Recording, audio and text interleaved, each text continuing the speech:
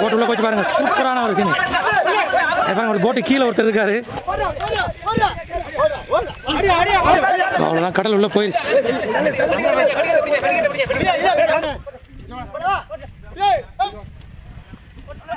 நண்பர்களே, நானஸ்பாக், இது தமிழ் சஃபார் நிகழ்ச்சி. ஒரு 2 மாதத்துக்கு முன்னாடி நம்ம ஒரு வீடியோ ஒன்று போட்டிருந்தோம்.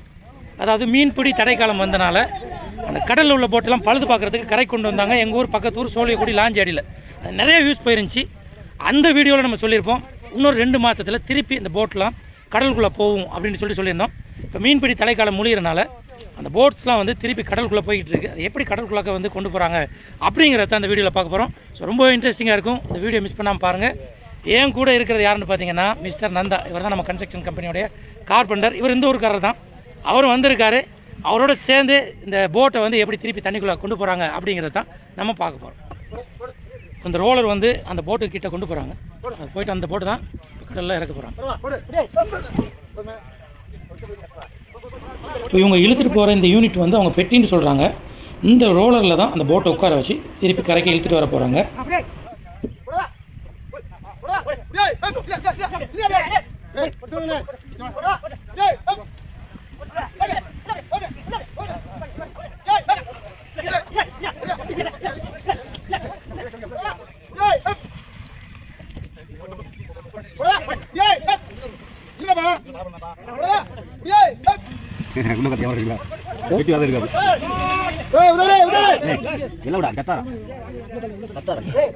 அந்த ரோலர் வந்து ஒரு பக்கம் வந்துருச்சு. இது வந்து சென்டர் பண்ணி கொண்டு வந்துட்டு அதுக்கு அந்த போட்டை வந்து இதுக்கு மேலே உட்கார வச்சு போகிறாங்க.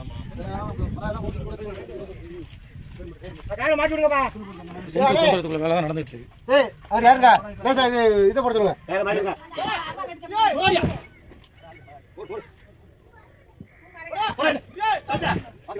வந்துருச்சுங்க, சென்டர் ஆல்மோஸ்ட் சென்டர் வந்துருச்சு.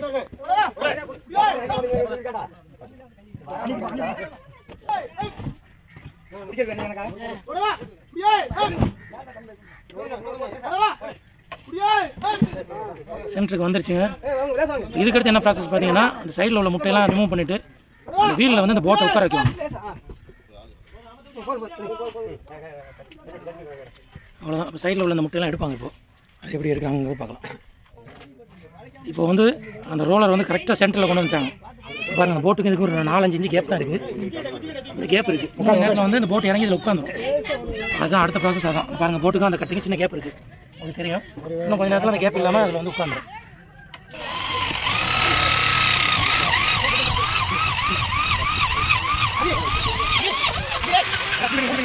ஓட்ட போட்டாங்கல்ல, அது என்னது? அதான் ஸ்டேரிங் வந்து இது நேர் காட்டுறது. சரி, திருப்புறது போறது கையில் உள்ள துடுப்பு மாதிரி உள்ளதான் இது. ஆமாம், இதை வச்சு தான் போட்டு வந்து டைரக்ஷன் மாதிரி திருப்பணும் போகணும். ஸ்டேரிங் நேர் பார்த்து ஓடணும், அங்கே ஓடியாரும். சரி சரி. இந்த ஓட்ட போட்டது எதுக்கு? இப்போ ஓட்ட போட்டது போல்ட்டு போடுறதுக்கு. போல்ட்டு போட்டு கவர் போட்டு அது மேலே வச்சு கவர் கட்டி வச்சுருந்தேன். அங்கே ரொம்ப தலை திரும்பி போகணும். சரி, ரொம்ப இங்கிட்டு வராமல் இலையில வந்து அடிக்காது, ரெக்கையில் அடிக்காத அளவுக்கு கட்டுறது. சரி சரி. அப்போ இதான் ஸ்டேரிங். இதை வச்சு தான் திரும்ப. ஆமாம், இதை வச்சு மேலே ஸ்டேரிங் கண்ட்ரோல் பண்ண போகும்போது அங்கே திரும்ப அங்கங்கே திரும்ப. சரி சரி சரி. இப்போ சுற்றி காமிச்சு சொல்லி கட்டுங்க. பாருங்க, டைரக்ஷன் மாறிடுச்சு பாருங்க. இந்த மாதிரி திரும்பிடும். ஆனால் மற்ற சைடு சுற்றுங்க. மற்ற சைடு, அந்த சைடு ஆப்போசிட் சைடு சுற்றுங்க. இது சுத்த போகும்போது டைரக்ஷன் மாறிக்கிறோம். இது வந்து ஓவரா சுற்றி ரெக்கையில் அடிக்காமல் இருக்கிறதுக்கு இந்த கயிறு கட்டப்படும். சரி சரி சரி சரி. பெயிண்ட் அடிங்க.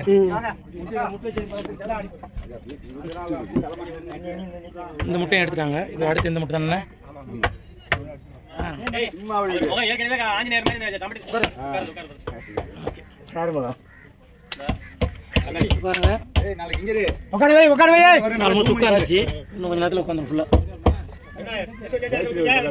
இருக்கக்கூடிய இந்த கட்டையில தாங்க இப்போதைக்கு வந்து இது இருக்குது. அந்த கேப் இருக்குது, நீங்க பாப்பீங்க. எல்லாம் செட் பண்ணிட்டு இந்த கட்டையை தட்டி எடுத்துருவாங்க. எடுத்ததோட அந்த வீல்ல வந்து உட்காந்துரும் ரோலர்ல. அந்த கட்டையை வந்து வெளில எடுக்கிறதுக்கு பள்ளம் பறிச்சிட்டு இருக்காங்க. பள்ளம் பறிச்சாதான் போட்டு கீழே பெட்டியில் உட்காரு.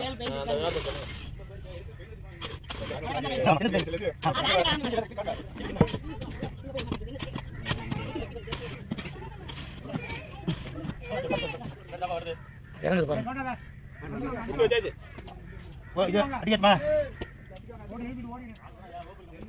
சாப்பிட்டியா? என்ன சாப்பிட்டா? குழம்பு வச்சு சாப்பிட்டியா?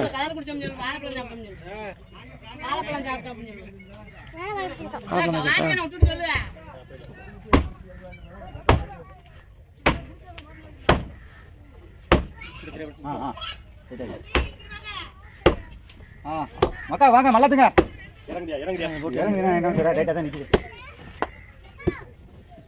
அந்த மட்டும் லூஸ் ஆயிடுச்சு. அதையும் எடுத்துட்டோம். ரொம்ப ரிஸ்க்கான வேலைங்க இது.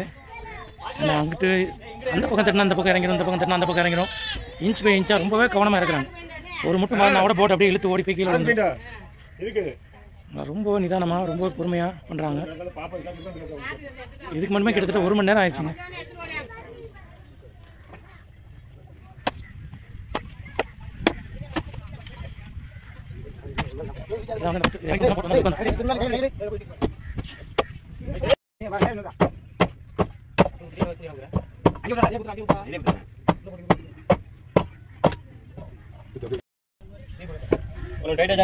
ஒரு சைடு இறக்கிட்டாங்க, அதில் உட்காந்துருச்சு.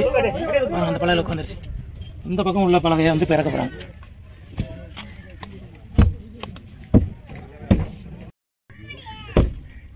போட்டு உட்காருது, நான் வண்டே இருப்போம். அதான் சேஃப். தம்பி அங்கிட்டு போடே.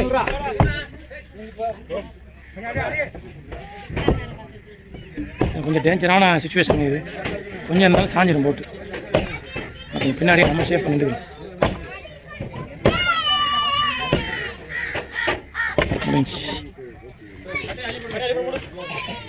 உட்காந்துருச்சு பாருங்கள். இதில் போட் வந்து இப்போ வந்து நல்லாவே இந்த வீலில் உட்காந்துருக்கு. உங்களுக்கு நல்லா தெரியும். இப்போ எந்த சப்போர்ட்டும் இல்லாமல் ஃபுல் அண்ட் ஃபுல் அந்த வீலில் வந்து உட்காந்துருச்சு. அடுத்து இது இழுக்க லாஸ்ட் வீடியோவில் பார்த்துருப்பீங்க. கடல்லேருந்து அந்த போட் வரப்போகும்போது இதெல்லாம் வந்து பாசி படிஞ்சு சில சிப்பிலாம் வந்து இருந்துச்சு. இந்த வீல்லாம் வந்து அதிகமான ஃபேன், இது வந்து ஃபேன் தானே காத்தாடி, இதுலேயுமே அதிகமான பாசிலாம் இருந்துச்சு. இப்போ வந்து பார்த்தீங்கன்னா ஃபுல்லாகவே அதெல்லாம் சுரண்டி எடுத்து ஃபைபர் பெயிண்ட் அடித்து ஃபுல்லாக சூப்பராக ரெடி பண்ணிட்டாங்க. ஒரு சின்ன பாசி கூட இல்லை. இது வந்து பிராஸ் ஆனால் இது என்ன வெங்கலமா பாருங்கள். அந்த பிராஸ் கலர்லாம் இப்போ தெரியுது. ஆரம்பத்தில் பச்சை பச்சைன்னு இருந்துச்சு. முடிஞ்சால் அந்த இதோட நான் எடுத்து காட்டுறேன். அதெல்லாம் க்ளீனாக ரெடி பண்ணி ஃபுல்லாக பெயிண்ட் பண்ணி என்னென்ன பழுது இருக்கோ அத்தனையுமே பார்த்து ரெடி பண்ணி வச்சுருக்காங்க.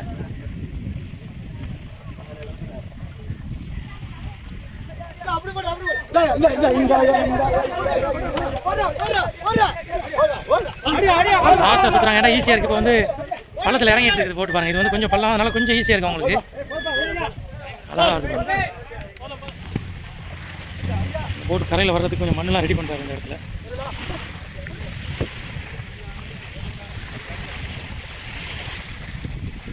கரைக்கிட்ட வந்துருச்சு.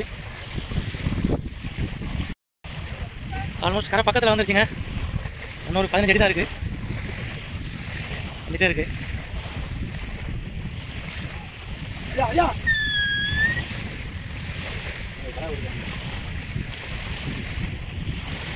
அந்த பக்கம்லாம் வந்து இப்போ வெள்ளத்துலேருந்து திருப்பி மேட்டுக்கு வரனால மண்ணை கீழ்த்திட்டு வருது பாருங்க.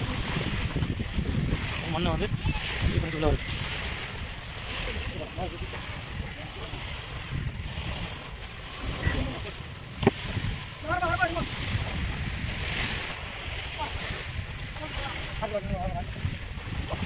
கரைக்கு வந்துருச்சுங்க அந்த போட்டு. இன்னும் கொஞ்சம் நேரத்தில் தண்ணியில் இறங்கிடும். வந்து ஸ்பீடாக ஓடி வரும். இப்போ இந்த இடம் கொஞ்சம் பள்ளமாக இருக்கிறதுனால சடக்குன்னு இறங்கும். நல்லா ஸ்பீடாக வருது. ரொம்ப ஸ்பீடாக இறங்குறாங்க. ரொம்ப கஷ்டமான வேலைங்க. அங்கே இறங்குது. வந்துருச்சுங்க. தண்ணிக்கு வந்துருச்சு போட்டு. ஆல்மோஸ்ட் வந்துருச்சு. ஓகே, தண்ணி தொட்டாச்சு.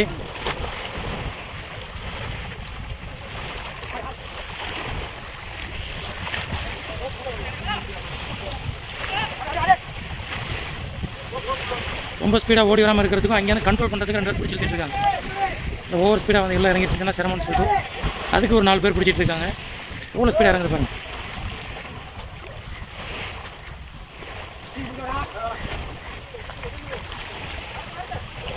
கொஞ்சம் கொஞ்சமாக மூவ் ஆகுதுங்க. இப்போ வந்து அந்த போட்டோட பின்பக்கம் வந்து தண்ணியில் டச் ஆகிடுச்சு. ஃப்ரண்ட்டில் பாதி வந்து இன்னும் மணலில் இருக்குது. ரொம்ப பெரிய ப்ராசஸ்ங்க. கிட்டத்தட்ட ஒரு 3 மணி நேரம் ஆச்சுங்க இது இவ்வளோ கொண்டு வரதுக்கு. இதுக்கு பிறகு தண்ணியில் போகிறதுக்குமே கிட்டத்தட்ட ஒரு அரை மணி நேரத்துக்கு மேலே ஆகும் அப்படின்னு சொல்கிறாங்க. தண்ணிக்கு வந்தாலும் அது மிதந்து போகிற அளவுக்கு.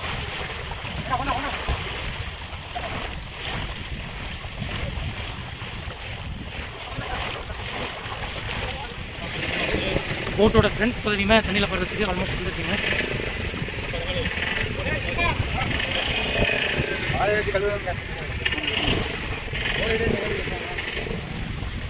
கடல் உள்ள ஆல்மோஸ்ட் வந்துருச்சுங்க. பார்த்தால தெரியும் உங்களுக்கு. இங்கே சுத்த வந்துகிட்டே இருக்கு. இதுக்கு இந்த பீஞ்சின்னு சொல்கிறாங்க. இதை வச்சு கொஞ்சம் கொஞ்சமாக ப்ரெஸ் பண்ணுறாங்க எங்கேயுமே.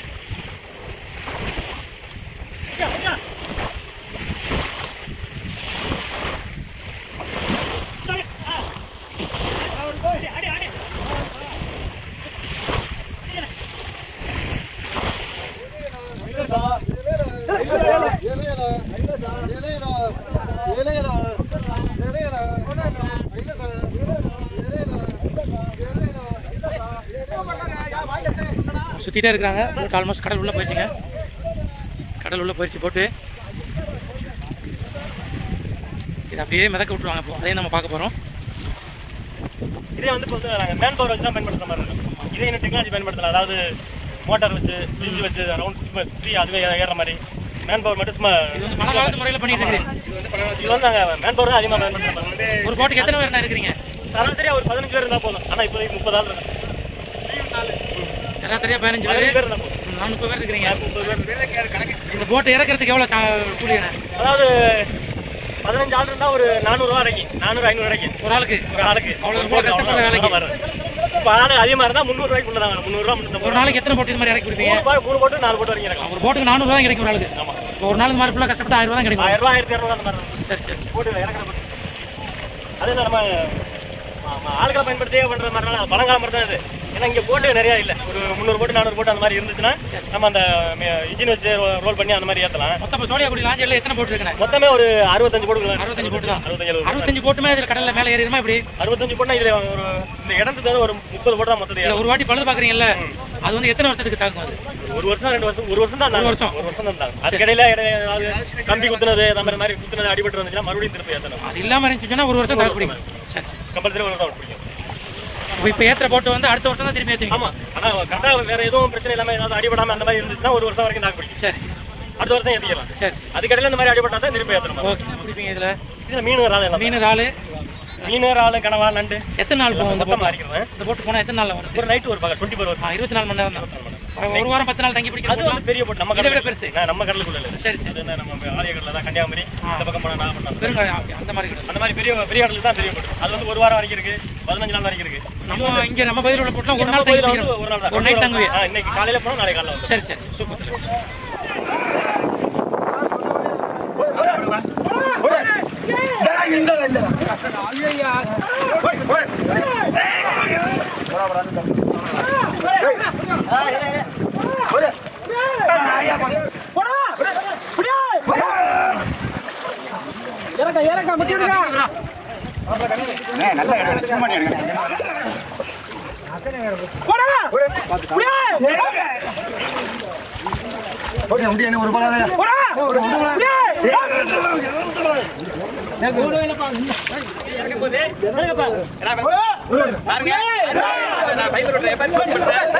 போட்டு உள்ள போச்சு பாருங்க. சூப்பரான ஒரு சீன்.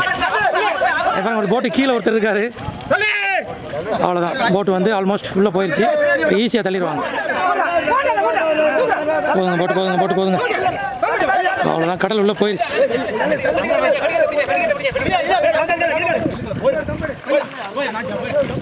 அழகா போது பாருங்க. இப்போ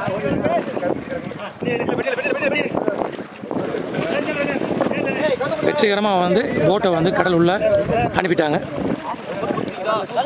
எத்தனை பேர் வேலை பார்க்குறாங்க பாருங்க. கிட்டத்தட்ட 20 பேருக்கு மேலே நிற்கிறாங்க.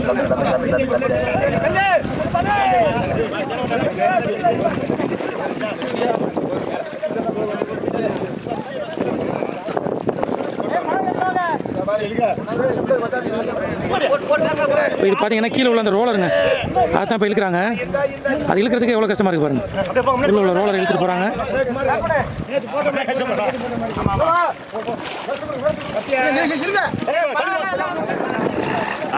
அந்த போட்டுமே ஸ்டார்ட் ஆகிடுச்சு பாருங்க. அந்த போட்டு இன்ஜின் ஸ்டார்ட் பண்ணிட்டாங்க.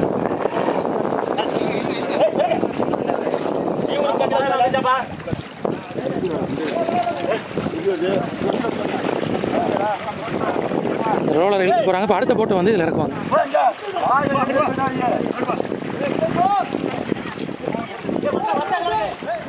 கரைக்கி இழுக்கிறாங்க அந்த ரோலரை.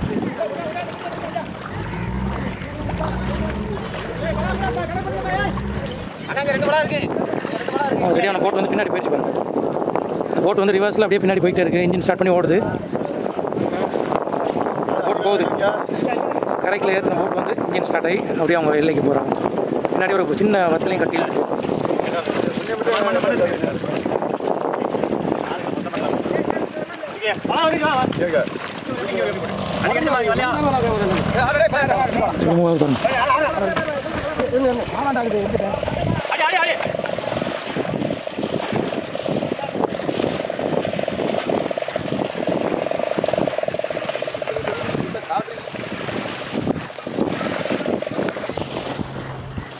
அங்கே சுற்றிக்கிட்டே இருக்கிறாங்க. சுற்றுறாங்க. அங்கே சுற்ற இந்த ரோப் டைட் ஆகுது பாருங்க. இங்கே இந்த ரோப் வந்து அப்படியே டைட் ஆகிட்டே இருக்குது. ரோலர் யூனிட் அப்படியே மேலே வந்துக்கிட்டே இருக்குது. நண்பர்களே, இந்த வீடியோ பார்த்துருப்பீங்க. சோழியாக்குடி லாஞ்சாடியில் கரையிலேருந்து போட்டை தண்ணிக்கு எப்படி எடுத்தாங்க அப்படிங்கிறத காட்டியிருப்போம். ரொம்பவே பழங்காலத்து மெத்தடில் எந்த ஒரு மிஷினுடைய ஹெல்ப்பும் இல்லாமல் ரோப்பை வச்சு ரொம்பவே ஒரு கஷ்டமான ஒரு நிகழ்வாக இருந்துச்சுங்க. நீங்களும் பார்த்துருப்பீங்க. இந்த வீடியோ உங்களுக்கு உண்மையிலே பிடிச்சிருக்கு நம்புறேன். மற்றும் ஒரு நல்ல வீடியோவில் உங்களை சந்திக்கிறேன்.